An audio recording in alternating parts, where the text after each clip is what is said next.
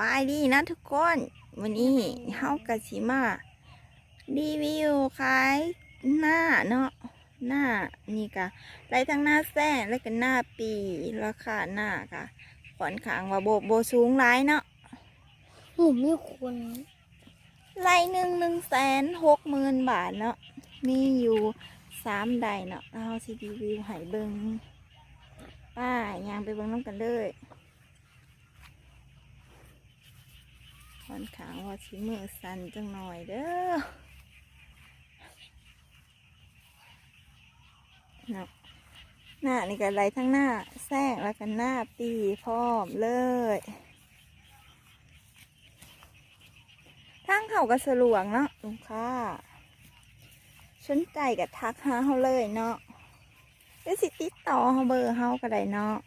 02056467626เขาสิสอนหายในดิ่งเนาะบ่มีนายหนาเนาะอันนี้เนาะติดต่อเขาเลยเด้อเขากับคอนค้างว่าสีสั้นๆในเด้อหน่อยนึงเพราะว่าเขายังบ่เคยถ่ายอย่างนะไปแล้วน้ำกันที่จริงมันก็ย่าเอาคนเป็นเลยละโอ้เราเป็น3ใดเนาะเขาในกระทือคอนค้างว่างามอยู่เลยเนี่ยงามแหละน้ำกับบ่ท่วม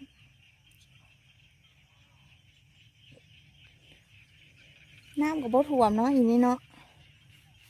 มาเสือมาเบิ่งได้เด้อ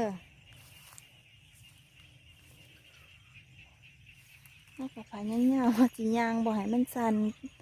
ปานใดเนาะมันก็มีดุมพร้อมเนาะมีดุมไม่ว่าภาษาภาคใต้เขาจะเอ่ยว่าน้องเนาะดินนี่อยู่บ้านลงสารเมืองปากเงิม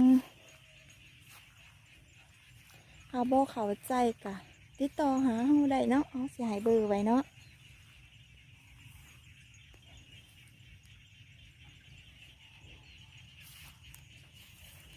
งามเลยแหละดินมันหอนผู้เขาสียางหอนว่าอะไรเนี่ยหอนคุณละกายลุ้มไปเนาะ3 ลายมีทางเขาพร้อมเนาะ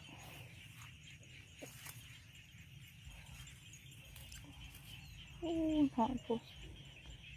3 ลายจะหอนคุณเนาะอยู่หอนปลายคุณเนาะ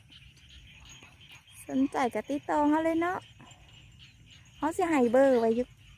เขาจะให้เบอร์ไว้อยู่กล่องดิ่งเนาะขายโมมีนายหนาเนาะคือว่าดินราคานี้กะคันมาเทียมกับบ่สูงร้ายเนาะตั้งแต่หน้าที่ว่าเขาเจ้า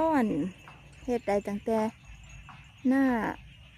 น้าปีเนาะเพิ่นก็ขายได้1 กระแสนไปให้กันเนาะพูนกันเนาะสิยางเฮาก็คือสิยางบ่หอนนะพูนหอนพุ่นละปลายหน้าพุ่นละเนาะ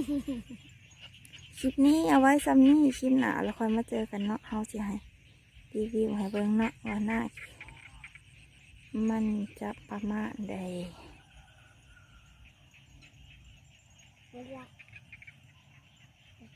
แถวนี้ว่าแถวเนาะแถวตั้งแต่เทิงต้นตั้งแต่ต้นต้นซักลงมาเนาะตั้งแต่แถวมันเป็นทางเลยมันติดทางเลยเนาะคลิปนี้เอาไว้สำนีคลิปหน้าเราค่อยมาเจอกันเนาะบ๊ายบาย